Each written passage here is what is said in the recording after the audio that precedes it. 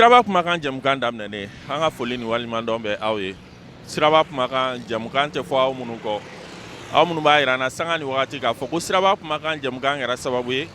aw ka bɔ fɛn caman kalama Siraba kan boli sariyaw la an b'aw fo dan tɛ foli mun na. An bɛ foli kɛrɛnkɛrɛnnen kɛ k'a ɲɛsin jamukan in kanubagaba dɔw ma n'o dɔ ye Panama Danbele ye ale min ye Bamakɔ polisiw ka ɲɛmaa ye. O kɔfɛ an bɛ foli kɛrɛnkɛrɛnnen kɛ Super Auto tigi Badema Sila. Super Auto i mago bɛ mobili qualité ɲuman fɛn o fɛn na a bɛɛ bɛ sɔrɔ a fɛ yen nɔ. Bi aw ka jamukan na an y'a kanu ka kuma fɛn mun kan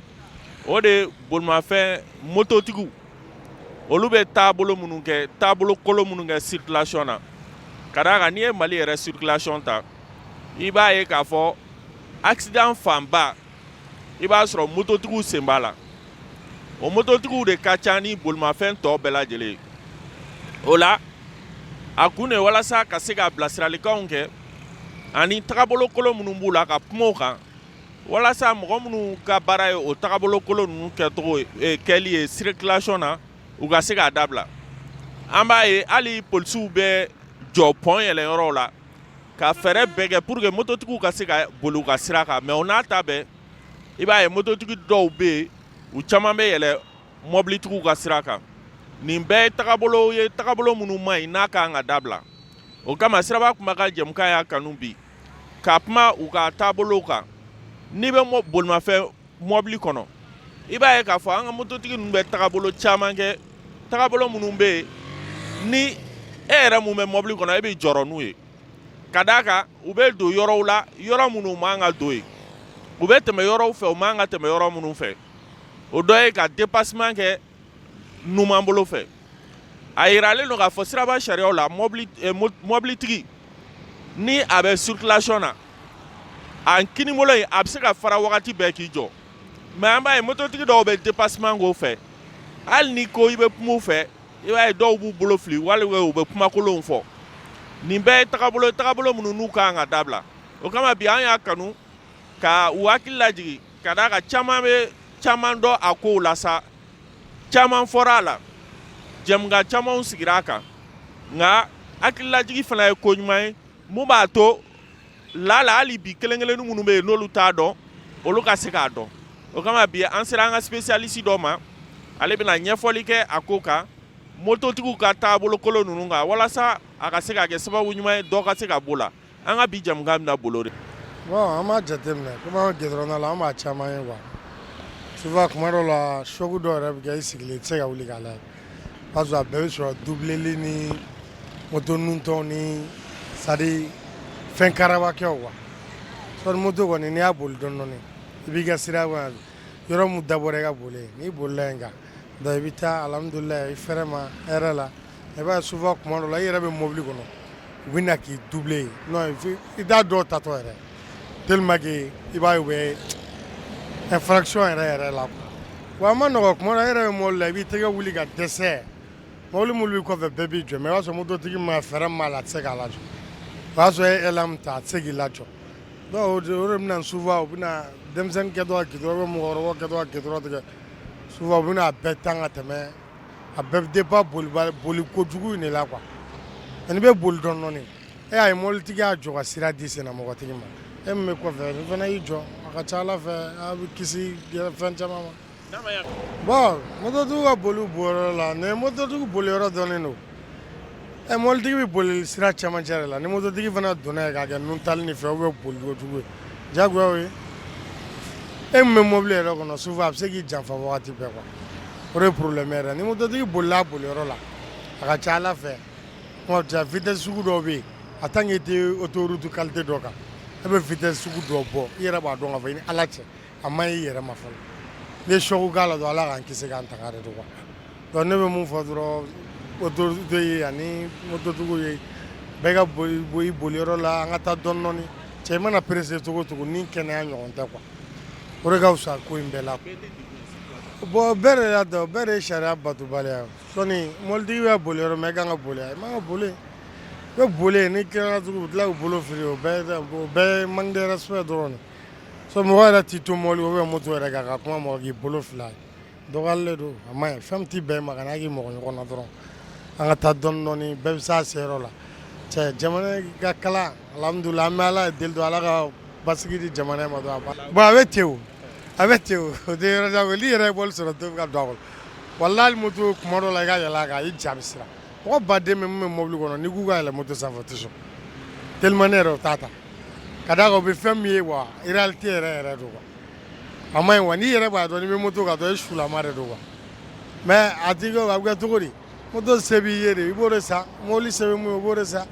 donc ala ka labanko ɲuman d'an bɛɛ ma dɔrɔn ka mobili ni ko nɔgɔya bɛɛ yarabi a ma ala ka bɛɛ ta nɔgɔya dɔrɔn a banna. bɛɛ ni sɔgɔma an bɛ jama bɛɛ lajɛlen fo u bɛ waatini kunkurunin min kɛ k'an lamɛn ka faamuyali sɔrɔ an ka émission na a ka d'an ye kosɛbɛ an b'u fo o la ala ka a mɛn ni hakili ɲuman di an bɛɛ ma ala ka faamuyaliko ɲuman di an bɛɛ lajɛlen ma a ka kɛ an nafalan ye an bɛ ka kunnafoni min di an tɛ sɛgɛn an tɛ ɲinɛ tant que vraiment mɔgɔw mago bɛ an ka kunnafoniw na an bɛ fɛɛrɛ kɛ vraiment ka adamadenw bilasira pour que vraiment gɛlɛya min b'an kan nin baara in kɔnɔna na a bɛ se ka nɔgɔya cogoya min na. o de la an b'a daminɛ fɔlɔ mototigiw yɛrɛ ye jɔn ye o ye bolifɛn senfilamatigiw ye mɔgɔ minnu bɛ ka boli senfilamatigiw kan o ye mun ye moto ninnu a kɛra moto ye a kɛra nɛgɛso ye donc a bɛɛ lajɛlen de kofɔlen don nin kɔnɔna na olu ka kan ka boli sira kini yanfan de fɛ c'est à dire n'a bɛ ka taa sisan u ka kan ka boli o kini yanfan de fɛ o bɛɛ fɔ u ye depuis bolifɛn kalan tuma ni bolifɛn bɛ kalan donc ni mɔgɔ mɔgɔ n'i ye code la route kalan i b'a ye nin sariya ninnu belebeleba ninnu bɛɛ bɛ ɲɛf'i ye mais malheureusement an ka mototigiw ka ca bi minnu ma code la route kalan u y'a kalan moto kalan dɔrɔn ka se moto la ka da o ma mais sariya ba minnu bɛ siraba kan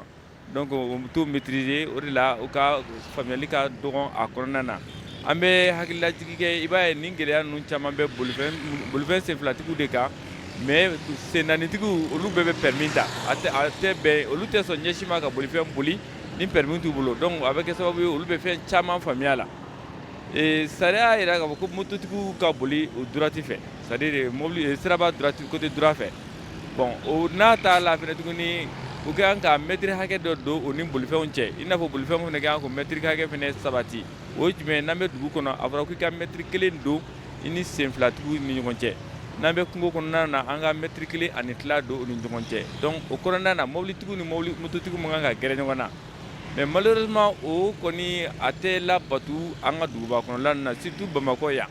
an y'a remarqué n'a fɔra ko mototigiw u ka taga o droite fɛ non u bɛ wuli ka taa i sɔrɔ sira voie bɛɛ kan voie min bɛ gauche la mun bɛ cɛmancɛ la mun bɛ kɛrɛ kan mototigiw bɛ boli a bɛɛ kan souvent u bɛ boli bolifɛnw yɛrɛ ni ɲɔgɔn sennaanitigiw ni ɲɔgɔn cɛ ça c'est très dangereux donc o bɛ baara gɛlɛya non seulement mobilitigiw ma mais olu yɛrɛ fɛnɛ bɛ u ka vie bila en danger o kelen mais filanan fɛnɛ an y'a remarqué o mototigiw ninnu yɛrɛ fɛnɛ u yɛrɛ damaw ni ɲɔgɔn cɛ ni mobilitigi ye fɛn dɔ ye sisan ni a bɛ se ka na kɛ ka sennama dɔ bɛ ka sira tigɛ ou bien a ye gɛlɛya dɔ ye sira kan bɛnkan dɔ bɛ se ka tɛmɛ sisan nɔ n'a ko k'a b'i jɔ o tigi ka tɛmɛ dɔrɔn bon mototigiw b'a jateminɛ komi olu kɔrɔtɔlen don ka teli ni o ye u tɛ temps d'u ma o bɛ tɛmɛ nin bɛɛ ye mun ye nin bɛɛ ye lakɔlɔsili de ye an ye minnu lakɔlɔsi dans le temps accident fɛn fɛn bɛ kɛ a bɛɛ bɛ sɔrɔ nin cogoya de la sira fɛnɛ dilan cogo la i b'a sɔrɔ yɔrɔ minnu bɛ yen nɔ ni danger ka bon a kan kosɛbɛ gouvernement ye a ɲini sira dilannaw fɛ u ka mototigiw ka couloirs bila ka k'a a dama o ni maa si kana jɛ o la n'an b'a fɔ o ma ko piste cyclable i b'a ye an ka pont sanfɛla la ani an ka route belebeleba ninnu sanfɛla la i b'a ye piste cyclable b'u la min b'a a danfara kɛ carrément sennaanitigiw ani senfilatigiw ni ɲɔgɔn cɛ mais o bɛɛ n'a ta an ka mototigi ninnu u bɛ yɛlɛ siraba cɛmancɛ la bon u dun ni fɛn minnu bɛ se ɲɔgɔn ma a bɛ komi gabakuru ni sɛfan e binna kan a bɛ digi e la ale binna e kan a bɛ digi e la donc maa min bɛ mobili kɔnɔ ani maa min bɛ moto kan donc ni aw sera ɲɔgɔn ma dɔrɔn bon gɛlɛya kɛ ka di ka mototigi de ni sɔrɔ kosɛbɛ donc an bɛ ɲinini kɛ o yɔrɔ la danton yɛrɛ la kɔrɔ cogo ka ɲi bolifɛntigi ninnu a fɔlɔfɔlɔ min ye sariya ye fɛn minnu demande aw fɛ fɔlɔ aw ka olu latimɛ ka daminɛ permis ma an y'a jateminɛ bi na permis ko kun kuma daminɛna mais a la jɔra bon on ne sait pas pourquoi an tɛ se k'an da don o bɛɛ la bi k'o fɔ mais vraiment permis c'est nécessaire pour que i yɛrɛ ka dɔ faamuya siraba sariyaw la laɲini filanan ye min ye an ka motobolilaw an k'a fɔ k'u ka casque don u kunkolo la mototigi ninnu an y'a remarqué n'i ye i jɔlen filɛ yan ani sisan cɛ moto 100 mana tɛmɛ i b'a sɔrɔ a tɛ tɛmɛ mɔgɔ 2 3 4 na ni casque bɛ minnu kunkolo la tɔw si t'a don jamana dun ɲɛmɔgɔw u ka hamina fɔlɔfɔlɔ o y'an ka sécurité de donc n'u ye kangari min fana da an ye a ka kan an k'o labato donc n'a fɔra k'a fɔ ko a ye casque don o man kan ka kɛ an ma baasi ye parce que a kɛra ka anw de lakana mais malheureusement mɔgɔw t'a bila o minɛn kɔnɔ u b'a bila minɛn gɛrɛ kɔnɔ fo adamadenw ka faamuyali kɛ ni kunkolo sera dugukolo ma k'a ci a bɛ kɛ sababu ye k'i ka adamadenya dankari a la donc mɔgɔw ka casque matarafa o kelen filanan fɛnɛ u ka u boli yɔrɔ jate minɛ boli yɔrɔ jumɛn n'i bɛ circuler goudron ninnu kan an ka mototigiw u ka taa kini yan fan fɛ u ka mètre 1 ɲɔgɔn jate minɛ u ni ɲɔgɔn cɛ mais malheureusement u t'o respecter u bɛ da ɲɔgɔn kɛrɛ la pour que tuma dɔ la u bɛ mobili voie bɛɛ minɛ mobilitigiw ka sira o mototigiw ka sira o olu kelen bɛ se ka bɛɛ minɛ donc o bɛ kɛ gɛlɛya ye o ni mototigiw cɛ n'o ni mobilitigi min ye ɲɔgɔn sɔrɔ don min na ala ma kisi min ka mécanisme ou bien ni bolifɛntigi yɛrɛ hakili tɛ u la a bɛ na ni gɛlɛya u ni ɲɔgɔn cɛ ka sira bɛ bɔ a kɔnɔ et puis dɔw bɛ yen nɔ u fana bɛ boli mobilitigiw kɔ ni mobilitigi girinna k'i jɔ dɔrɔn brusquement olu bɛna don a la o ye mun ye parce que a ma boli a ka sira kan n'a a sera o moto damaw ni ɲɔgɔn cɛ o kasara ka dɔgɔn ka tɛmɛ i ni mobili cɛ kan filanan min ye maintenant an y'a fɔ u ka boli piste cyclable kan piste cyclable tɛ dɔ wɛrɛ o ye couloir min dilanna olu yɛrɛ kama pour que k'u lakana bon n'i ye troisième pont sanfɛla jateminɛ sisan nɔ a ka ca ni kalo damadamani ye an b'a ye faamaw kɛlen bɛ ka posiw lajɔ u bɛ ka mɔgɔw guider toujours a ye taa couloir nin fɛ mais jamais au grand jamais u t'a kɛ moto ma bɔ moto la k'a fɔ ko nin ye kumababa ye nin ye dɔgɔmani ye non non moto n'a fɔra ko sen fila b'i la ka ban dɔrɔn yɔrɔ dɔ bɛ yen nɔ i ni bolifɛntigi sen naanitigi aw tɛ se ka kɛ ɲɛsin ma aw bɛ se ka teliya ɲɔgɔn fɛ mais aw fangaw tɛ kelen donc n'a ser'e ma dɔrɔn a bɛ dan kɛ i ka adamadenya la donc on exige vraiment bɛɛ ka taa o couloirw fɛ min fana ye maintenant u ka mɔgɔ ta ye an y'a remarqué moto senfilatigi man kan ka tɛmɛ maa 2 kan maa 1 maa 2 mais bibi na an bɛ se ka compter mɔgɔ 3 mɔgɔ 4 mɔgɔ 5 bɛ sigi moto senfilatigi kan o t'a banni ye i b'a sɔrɔ minɛn gɛrɛ fana dalen bɛ olu ni ɲɔgɔn cɛ surtout an y'a jateminɛ bi mototigiw kɛlen bɛ ka moto taxi kɛ ka mɔgɔw ta u bɛ se ka taxi kɛ an ka mɔgɔ minnu ta sen naanitigi kan ka jama min ta ou bien minɛn minnu ta olu de b'a fɔ k'u bɛ mɔgɔ ni o minɛn ta ɲɔgɔn fɛ bon a ka gɛlɛn i ka se ka circulation maîtriser k'i to ni charge suguya ye donc mɔgɔ ka a dɔn bolifɛn senfilatigi man kan ka tɛmɛ maa 2 kan ni tɛmɛna u kan dɔrɔn o kɔrɔ k'a fɔ k'i ye sariya sɔsɔ donc bibi na an y'a remarqué que ça soit les transports de moto minnu bɛ moto taxiw la ou que ça soit minnu fana b'u yɛrɛ ka moto la an b'a ye la u bɛ mɔgɔ caman ta ka tɛmɛ mɔgɔ 2 kan vraiment u k'o dabila ni moto déséquilibré bolo dɔrɔn a bɛ kɛ kasara ye ni dun binna bolifɛn sen naanitigiw yɛlɛn olu mana yɛlɛ i kan dɔrɔn bon o de bɛ kɛ sababu ye ka caman ni to a la donc an bɛ hakɛto kɛ o yɔrɔ la mɔgɔw k'o yɔrɔ faamuya min fana bɛ d'aw kan tuguni on a compris que moto ninnu ils ont les équipements comme les rétroviseurs, les feux de stop, les clignotants, les phares. Souvent, on peut moto boli avec des phares hors normes. Vous savez que les phares originaux, voilà, c'est un phare hors normes, même pointi conducteur ou niaga. Bon, ni confusion donna au look on la drogue, vous savez qu'on a au lieu de viser qu'à qu'est-ce que vous voulez que l'ata ou fera. Ou bien qu'à moto boli qu'à phare tala. À nous venez remarquer que vous avez un moto boli phare kumulo et référence tala. Olu kono k'u bɛ dan tile bɛ boli ma mais ni sufɛ ko nana dɔrɔn a bɛ moto boli safarita la o fana ye kɔlɔlɔba de ye parce que ni ma e ka dɔgɔn d'abord ni maa min balali la donc a bɛ kɛ sababu ye ka accident provoquer donc u k'a fɛɛrɛ kɛ moto équipement na moto ye fɛn dɔ ye fɛn namaralen don a bolibaga bɛ ne fɛn min namaralen donc an k'an janto an yɛrɛ la an bɛ se k'o de fɔ ni conseil ninnu kɔnɔna la hakɛto b'a la n y'o de fɔ mototigi kan ka boli toujours o droite de fɛ donc n'i y'a ye u bɛ taa sira côté bɛɛ lajɛlen na o y'a faamuyalibaliya ye donc u bɛna gɛlɛya lase mobilitigiw ma u bɛ gɛlɛya lase olu ma a kasara très généralement a tɛ nɔgɔya o kelen filanan fana u tɛ se sira tigɛcogo la mobilitigi min jɔ sisan nɔ pour que mobili mɔgɔ a kɛra mototigi ye ou bien mobilitigi ye min bɛ sira tigɛ olu de b'a forcer toujours ils sont toujours pressés donc mɔgɔ i k'a bila i kunkolo la bolifɛn conducteur ala ka dan fɛn de don a hakili bɛ se ka kɛ e ye comme a hakili t'i ye donc n'i y'a bila i kunkolo la k'a fɔ k'a ɲɛmɛnna ni ko min sɔrɔla la ça on trouve que y'a laɲini de o kelen filanan fana bolifɛn yɛrɛ fana bɛ se k'a kɛɲɛ frein bɛ se k'a lase tout comme ale yɛrɛ min fɛnɛ bolifɛn kɔnɔ ale yɛrɛ fɛnɛ hakili bɛ se ka taa yɔrɔ kɛ la a t'a dɔn k'a fɔ ko a bɛ nin yɔrɔ masina la donc a bɛ i ta donc a ka mobili ɲɔgɔn ta o kɔlɔlɔ ka dɔgɔ ka tɛmɛ k'a ka moto ta n'a ye moto ta dɔrɔn a bɛ moto écraser wa a bɛ kɛ sababu ye fɛnɛ e min fɛnɛ b'a sanfɛ a bɛ fɛ da e ka hadamadenya la donc min bɛ ɲini u fɛ toujours u caya kama u ka lakanali kama u ka kɛ kulu ye ka taa droite fɛ u ka sabali ka don mobili ni ɲɔgɔn cɛ mobili ka équilibre t'a permettre ka moto éviter à tous les niveaux parce que a bɛ poids min b'a la distance de freinage dɔ de bɛ yen nɔ mobili jɔra n'a ko k'a bɛ vitesse ta a y'i jɔ cogo cogo a b'o marche kɛ donc o jumɛn ni e donna à Bamako ici à 50 km à l'heure tu as au minimum 10 à 15 mètres de freinage pour que i ka se ka mobili maîtriser n'o y'a sɔrɔ mɔgɔ dɔ bɛ e kɔrɔ net i bɛ yɛlɛ kan sans président donc maintenant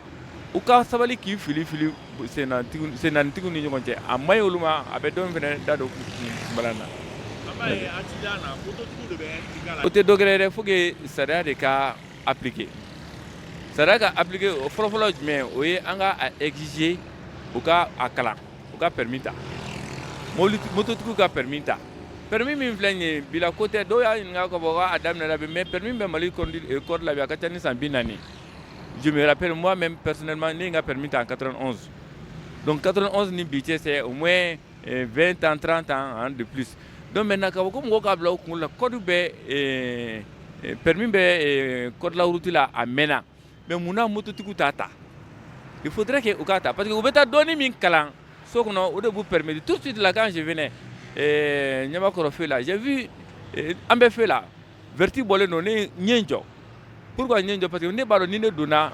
a b'a sɔrɔ décompte bɛ numéro min na rouge bɛ bɔ ka n to a kɔnɔ donc le code dit que n'i donna feu kɔnɔ k'a fɔ ko i b'a dɔn i tɛ se ka bɔ ka sɔrɔ dɔ ninnu ma labila i kana don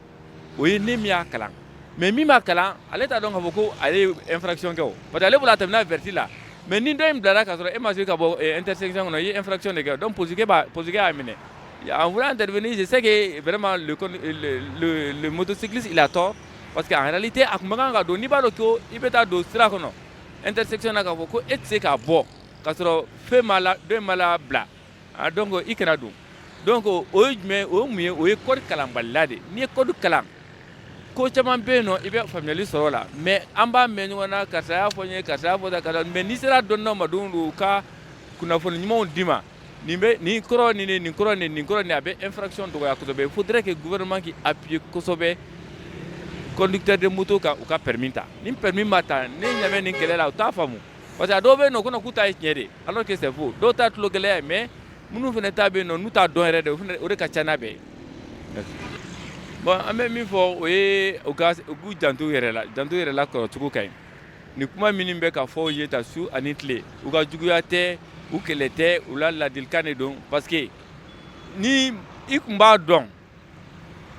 c'est trop tard mais n'i y'a dɔn avant ça o de ka fisa donc maintenant a mɔgɔ caman de bɛ yen nɔ bi u dalen kɔfɛ jeli la de u b'u ka nimisa santi donc pour que i kana bila o minimum kana kɔrɔtɔ de bɛ na ni nin bɛɛ ye tout le monde pense que ne de kɔrɔtɔlen don ne de mɔgɔw jɔlen bɛ ka ne de kɔrɔtɔ donc mieux vaut aller en retard que d'aller en corbillard comme on le dit le jargon à la nageur là-bas donc mɔgɔ e kana taa yɛrɛ ani i taara retard la jumɛn ka fisa donc i ka taa retard la o ka fisa i taatɔ la i su ka taa donc an bɛ min ɲini mɔgɔw fɛ kɔrɔtɔ kojugu u ko dabila circulation na n'i bɛ wuli ka taa yɔrɔ la i wuli taga kuma jate minɛ i ka dɔn i bɛ taa distance minɛ i bɛ taa min kɛ i k'o ta en avance ka se i se kuma la o ka fisa ka girin tɛnɛ minute la k'i kɛ sira kan ko ne ka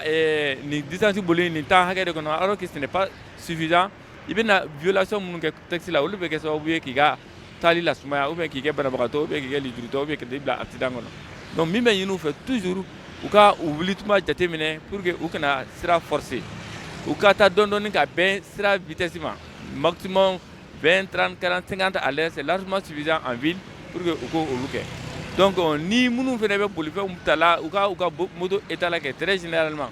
donc an y'a remarqué moto ninnu ma immatriculé donc u bɛ se ɲɔgɔn ma dans le vide i tɛ se ka responsabilité dɔn a la quoi donc ka permis ko exiger ka moto ka immatriculation fana ka a fana bila a sen kan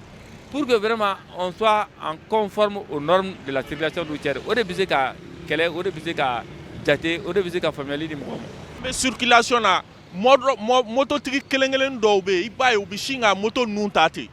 mɔgɔw ɲɛma a bɛ mɔgɔ dɔw ja tigɛ a bɛ dɔw bila u bɛ lajɛli kɛ fo ka na ni accident ye yalima i bɛ se ka mun de fɔ o mɔgɔw ye. maa minnu b'o o kɛla ɲɛ très généralement b'a dɔn ko faamaw tɛ sɔrɔ a yɔrɔ la sinon a tɛ kun la ka kɛ